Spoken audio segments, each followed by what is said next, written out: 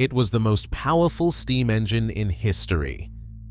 A 600-ton giant that could gulp 10 tons of coal an hour and burn through 10,000 gallons of water before breakfast. Out on the Wyoming plains, the big boy was king, free to breathe and roar under an open sky. But deep inside the mountains, its size became a death trap. The tunnels were too narrow, trapping a storm of heat and toxic smoke right in the cab. Crews had no protection, just wet rags to breathe through, and a hope they would make it to daylight. How did the ultimate symbol of locomotive progress become a rolling gas chamber for the men who ran it? The answer begins with the true scale of the beast they tried to survive. The Union Pacific Big Boy was not just a locomotive, it was a force of nature, stretched across more than 132 feet of steel and rivets. From cowcatcher to tender, it spanned longer than a city block, its shadow swallowing the ground beneath it. The sheer weight of the engine and tender together pressed down with over 1.2 million pounds, about 604 tons, on the rails. Every inch of this machine was built for one purpose: to pull the heaviest freight over the steepest grades the railroad could throw at it. Standing beside a big boy, the first thing you noticed was the height. 16 feet from the rails to the top of the stack, with the whistle mounted sideways just to keep it from scraping tunnel ceilings. The boiler itself was a rolling furnace, more than 8 feet in diameter, stretching back to a firebox that could swallow a grown man whole. The tender hitched behind carried 25,000 gallons of water and up to 32 tons of coal stacked high behind steel boards. That much coal could feed a small town for a week, but the big boy would burn through it in a single run across Wyoming. The wheels told their own story.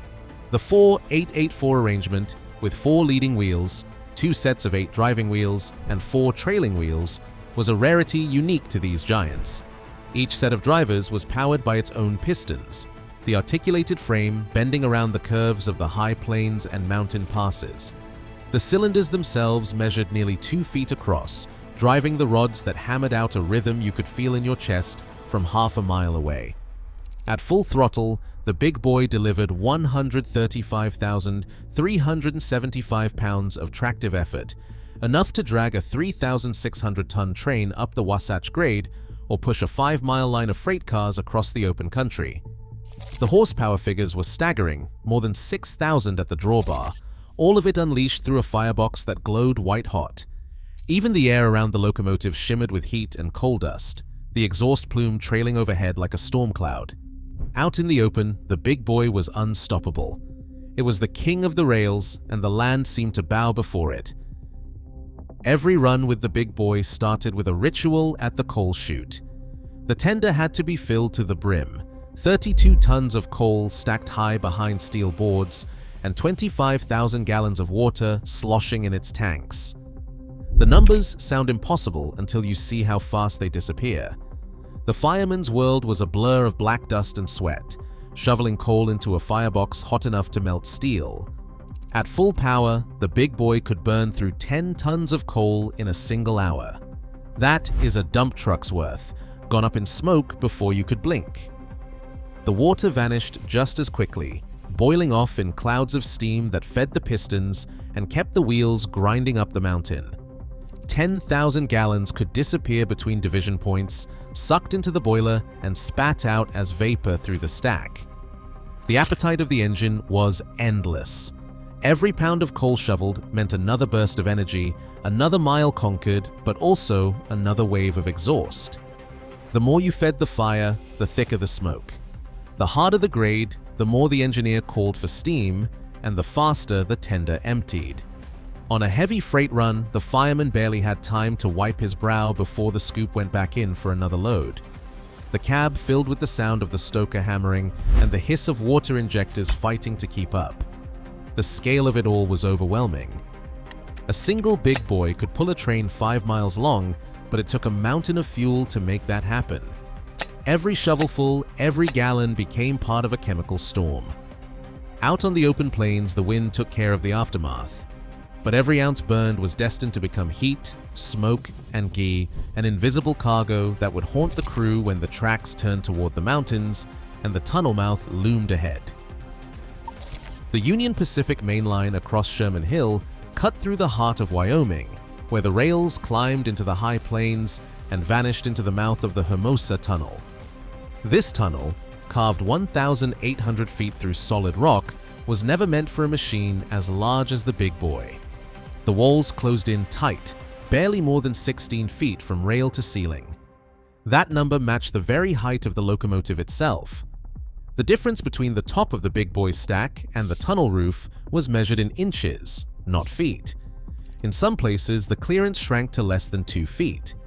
The whistle was mounted sideways, jammed up against the stack, just to keep it from scraping the stone overhead. There was no room for error. The tunnel had been built decades earlier, sized for smaller engines and lighter trains. When the Big Boy arrived in 1941, it filled the bore almost completely, transforming the tunnel from open passage to a stone-walled trap.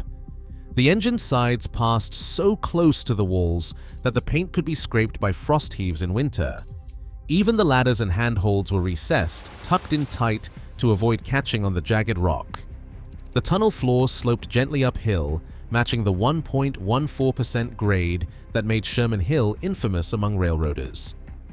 At the slowest speeds, 12, maybe 15 miles an hour, a 133-foot engine and its train could take nearly 10 seconds to clear the tunnel. On a heavy grade that 10 seconds stretched out, every moment spent with the cab wedged inside a stone cylinder, the exit hidden by darkness. There was no escape route.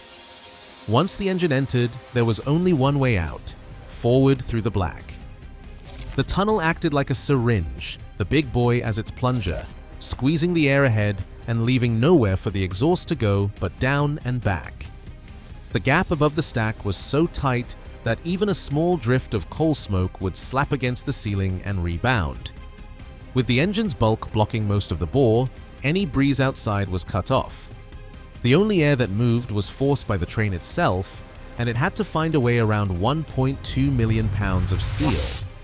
Every foot of progress drove the walls closer, the roof lower, the sense of space shrinking to nothing.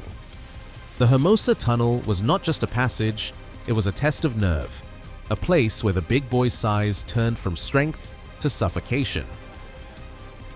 Inside the Hermosa Tunnel, physics turned hostile. The Big Boy didn't just fill the space, it blocked it almost entirely. With the engine's bulk wedged inside the bore, the air had nowhere to run. Every foot of forward motion squeezed the tunnel like a syringe, with the train as the plunger. The exhaust, meant to rise and drift away, slammed into the stone ceiling and ricocheted downward, rolling back in thick, choking waves. The stack, blasting out superheated gases at hundreds of degrees, met the tunnel roof just inches above. There was no room for the smoke to escape upward or sideways. Instead, it rebounded, forced by the pressure wave created as the locomotive displaced nearly 3/4 of the tunnel's cross-section. Engineers called it the blockage ratio, the measure of how much of the tunnel was plugged by the passing train.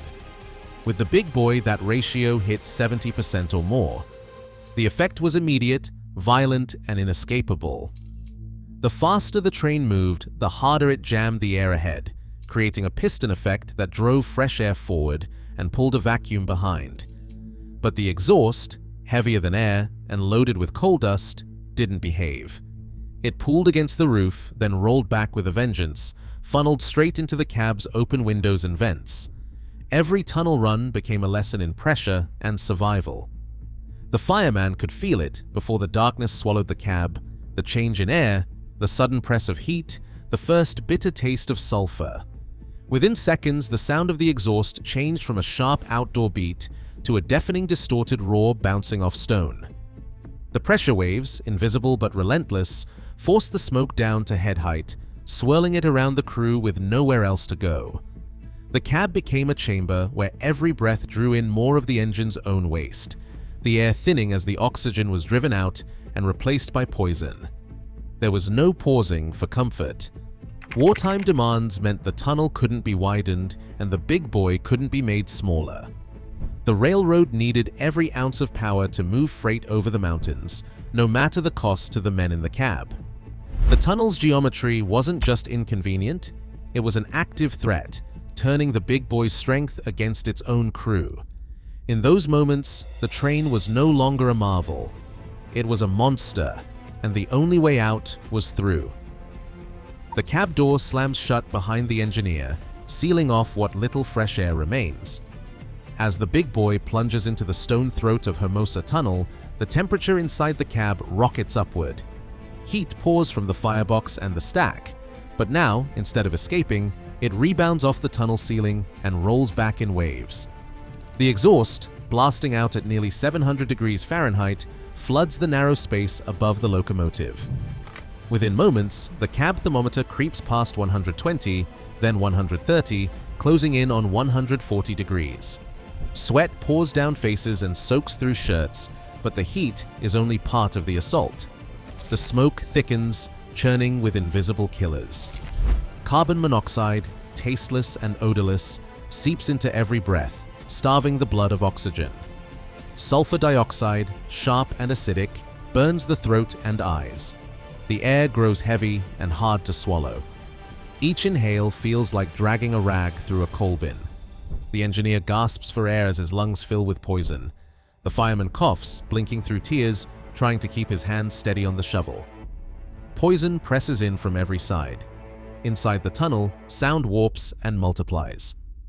The pounding of the pistons, the roar of the stack, the hiss of escaping steam, they all bounce off the stone walls, closing in from every direction. The gauges fade from view behind a curtain of gray. The world shrinks to the space between the floorboards and the ceiling, to the desperate need for one clean breath. There is no turning back. The only hope is to keep moving forward, deeper into the dark, as the air grows thinner and the poison builds. A stall inside the Hermosa Tunnel was the nightmare every crewman carried in the back of his mind. The moment the wheels lost their grip and the train stopped moving, the tunnel became a sealed tomb. The exhaust, no longer swept away by forward motion, pooled around the cab and turned the air into a deadly mix of heat and poison. Visibility fell to nothing. Gauges vanished behind a wall of smoke so thick even the glow from the firebox disappeared. The engineer's hand hovered over the throttle, but every lever and every dial became useless if you could not see or breathe. The fireman reached for the water glass by memory, feeling for the edge and relying on muscle memory to keep the boiler from running dry. In those seconds, operating a big boy was done by touch alone. Time in a stalled tunnel stretched and warped. Within 2 minutes, the temperature inside the cab could climb past 140 degrees. Carbon monoxide and other deadly gases crept higher with every breath, starving the blood of oxygen. Eyes burned, lungs screamed, and thoughts narrowed to the basics: keep the fire alive, keep the pressure steady, pray for traction. Incident reports from the steam era warned that a man could lose consciousness in under 5 minutes if the smoke and gas were not cleared. The difference between survival and collapse was measured in seconds, not minutes. Every heartbeat counted. The only hope was to get the wheels turning again before the tunnel finished what the big boy had started. The old hands had a system for surviving the tunnels, passed down in low voices and quick, practiced movements. Before the black mouth of Hermosa, the fireman filled a battered bucket with water from the tender. Rags, already stained by coal and sweat, were plunged in and wrung out until dripping. Each man grabbed one, folded it over his nose and mouth, and tied it tight. There was no talk of heroism, just the ritual of slapping wet cloth to your face and dropping to the floorboards, searching for the thinnest layer of breathable air. Heat always climbed, so the lowest spot gave you your best chance. The engineer kept one hand on the throttle, the other on the whistle cord, eyes stinging as he tried to read the shadows of the gauges through the haze. The wet rag was not a symbol, it was a lifeline. Union Pacific tried to help on paper. Bulletins announced the arrival of smoke hoods, awkward masks rigged to the airline, meant to deliver a trickle of fresh air in the worst of it. But the masks were bulky, the hoses snagged on levers, and the air supply was never enough. Most crews left them hanging on the cab wall, trusting the wet rag and their own nerves instead. Then came the elephant ears, great metal deflectors welded to either side of the stack. They looked like armor, but their job was simple: force the exhaust up, keep it from curling back into the cab. It helped a little on open track. In the tunnels, not much changed. Relief finally came in the form of diesels. By the mid-1950s, new engines rolled out across the tunnel districts. No fire, no stack, no ritual with the rag bucket. The irony was not lost on the old-timers. Southern Pacific cab forwards had put the crew in front of the smoke. Big Boy kept them behind, right in the kill zone. For a decade, the wet rag was the only shield between a man and the monster he drove. Today, nearly every modern tunnel is engineered for ventilation and crew safety, a direct response to lessons forged in toxic darkness. The Big Boy's legacy is not just power, but a reminder that progress often comes at a human price. As technology advances, the real test remains. Will we design with people in mind, or just with power? Sometimes, survival is the true measure of innovation.